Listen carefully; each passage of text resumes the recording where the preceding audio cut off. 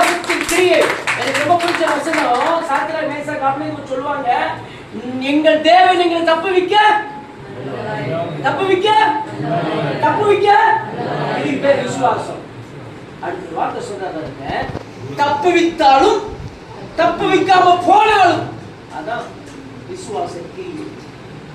பேசுறது easy, practice பண்றது கஷ்டம். ஆனா விசுவாசத்துல வந்துட்டோம், ஜெயிச்சுக்கிறோம். நம்முடைய ஆண்டவர் உங்களுடைய கொந்தளிப்பை அமர்த்துகிறார். செகண்ட், அடுத்த வரி, அதன் அலைகள் அடங்கும்.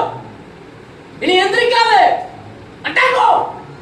பிரச்சனைகள், குடும்பத்தின் குழப்பங்கள், வியாதிகள், பொருளாதார குறைவுகள் அடங்கும். சண்டை சச்சரவுகள் அடங்கும். ஒரு அண்ணன் இருக்காரு, அவர் பேர் மணி. குடும்பத்தில் ஏற்பட்ட ப்ராப்ளம் அவருக்கு. ரொம்ப கஷ்டப்படுற ஒரு மனிதர். அவர் லோடு மேன இருந்த மனுஷன். ரொம்ப கஷ்டப்படுறார். அவரால் மெல்லவும் முடியல, முழுகவும் முடியல. ரொம்ப கஷ்டப்பட்டு இருக்கார். எது சொன்ன கோவம் வந்துருமோ, அவங்களுக்கு இப்படி சொன்ன கோவம் வந்துருமோ அப்படின்ட்டு நிறைய விஷயங்களை மனதில் போட்டு போட்டு ஒரு நாள் அவர்கிட்ட கேட்டேன், மணியனை பெரிய மனசு நினைக்க ஒரு பைத்தியம் ஆகிறாரா, கூட்டுக்கிறேன் அச்சா கூட்டு விடுங்க. அப்போ அவர் சொல்றாரு, இல்லை, ஐ லவ் தட், நான் அவர்களை நேசிக்கிறேன், நான் ஏற்றுக்கொண்டேன். என்னுடைய குடும்பத்தை குறித்து நம்ம சொல்ல பேசுறேன். நான் எத்தனை பாரங்களை தூக்கினாலும் என் குடும்பத்துக்காக என் நாவை அடக்கிறேன். என் நாவை அடக்கிறேன்.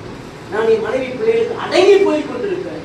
பிகாஸ் சொன்ன வார்த்தை தெரியுமா, அவர் நாமும் தூசிக்கப்படக்கூடாது. கைதடி கட்டை தெரியுமா, அதுக்காக நான் அடங்கி போய்.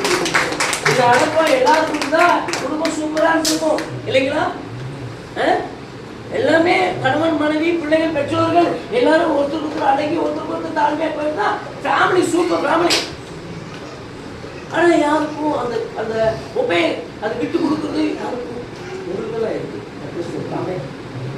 இப்போ நமக்குள்ள யாருக்குமே இல்லை. அவன்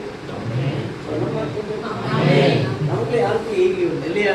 ரைட் தான், ரைட்டு. என் மனைவி வேலை நான் ஓகே. நல்ல ஃபேமிலி நம்ம ஃபேமிலி. ஆமென். நல்ல ஃபேமிலி தானே? ஆமென். குட். நல்ல ஃபேமிலி கொடுத்திருக்கிறார். சோ கொந்தளிப்பை அமர்த்துகிறார், அதில் அலைகள் அடங்கும். மூன்றாவது அடுத்த வரி, சத்தமா அவர்கள் சந்தோஷப்படுகிறார்கள். இல்ல, அமைதல் இனிதல். அப்படிதான் இருக்கு.